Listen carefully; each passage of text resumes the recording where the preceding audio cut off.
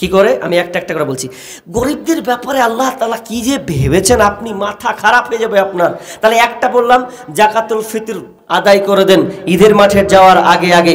সর্দার যদি ঈদের দিন দেয়, মনে করে জেনে নেবেন আপনার ওই কবুলই হবে না। আপনি বলে দিবেন একদিন ঈদ হওয়ার নামাজ পড়ার আগে আগে যেন গরিবদের বাড়িতে পৌঁছে যায়, মিসকিনদের বাড়িতে যেন পৌঁছে যায়, এটা আপনাকে মাথায় রাখতে হবে। একটা গেল।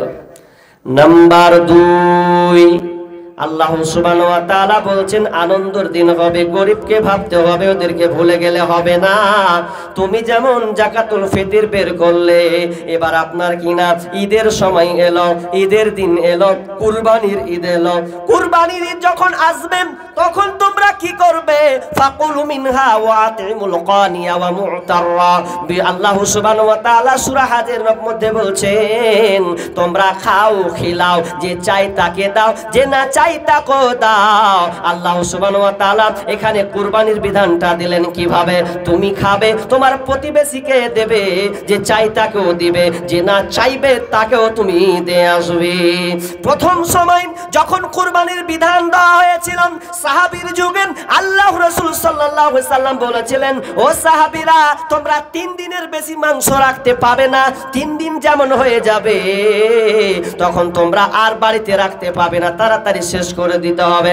এরপরে আল্লাহ রাসূল বললেন, ওরে আমার সাহাবীরা রে, আর নয়, এতদিন 3 দিন রেখেছিল, এবার তোমরা শুনে নাও, তোমরা যতদিন ইচ্ছা যাবে, 3 দিন 5 দিন 1 মাস 2 মাস জয় দিন ধরে তুমি কুরবানির মাংস খাও, আমার কোনো আপত্তি নাই। তবে প্রথমে কেন বলা হলো 3 দিন? এই জন্য বলা হয়েছে কারণ সেই সময় গরিবের সংখ্যা ছিল বেশি, কুরবানি সবাই দিতে পারতো না, ওই জন্য বলেছে তোমরা কম খাও আর গরিব মিসকিনকে তোমরা দাও।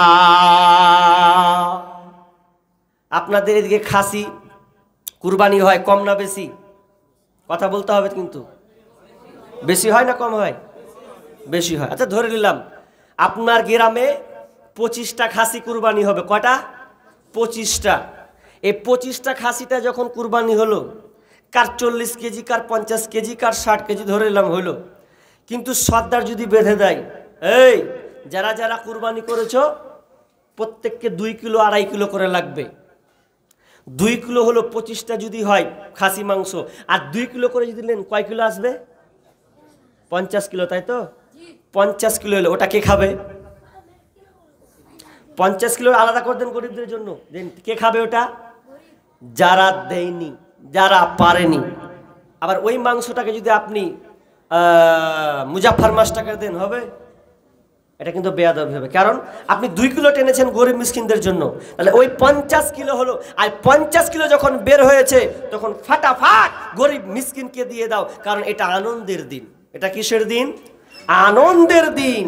তাই আল্লাহ সুবহানাহু ওয়া তাআলা বলছেন ফাকুলু মিনহা ওয়া আতিমুল কানিয়া ওয়া মু'তাররা, তোমরা খাও খিলাও, যে চাই দাও, না চাই তাকে দাও, আর তোমরা আনন্দ উল্লাস করো।